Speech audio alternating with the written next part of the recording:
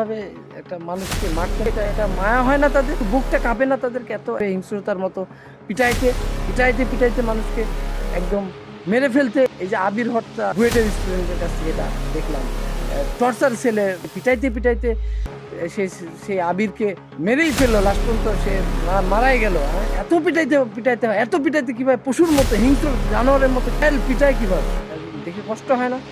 একটু মায়া হয় না একটা মানুষকে মারতে? একটা মানুষ তো, সে জ্যান্ত মানুষ, রক্তে মাংসে মানুষ, তার ব্যথা আছে, তার বাবা মা আছে, তার ভাই বোন আছে, তার ফ্যামিলি আছে। তার ফ্যামিলি যদি দেখে যে একটা তার আপন আত্মীয়, তার স্বজন মানুষ পিটাচ্ছে, মৃত্যু পর্যন্ত তাকে পিটাচ্ছে, তার রক্তাক্ত করতেছে, টর্চার রুমে তাকে পিটাচ্ছে, একটা ছোট একটা বিষয় নিয়ে পিটাইতে পারে, তার স্বজনদের কাছে কত কষ্টের, এটা কত দুঃখের। স্টুডেন্টরা সবসময় নরম মনের মানুষ হয়, মানুষের পরোপকারী হয়, মানুষকে ভালোবাসে, মানুষের কষ্ট বোঝে, মানুষ বিপদে পড়লে আগায় আসে। কিন্তু দুঃখজনকভাবে আমাদের এই ঢাকা বিশ্ববিদ্যালয়ে যে অনাকাঙ্ক্ষিত ঘটনা ঘটেছে, এটা আসলেই অনেক কষ্ট দেয়, হৃদয় বিদারক।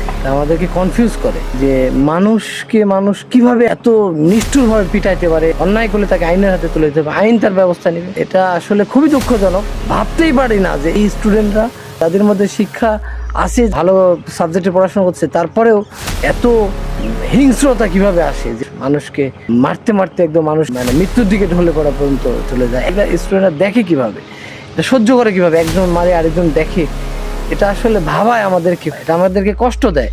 স্টুডেন্টদের কাছ থেকে এটা আমরা মেনে নিতে পারি না, এটা প্রত্যাশা না। ঢাকা বিশ্ববিদ্যালয়ের জায়গাতে এরকম ঘটবে, মানুষ এত হিংস্র কিভাবে হয়? স্টুডেন্টরা মারতে মারতে একদম মানে হিংস্রতা কোথায় থেকে আসে?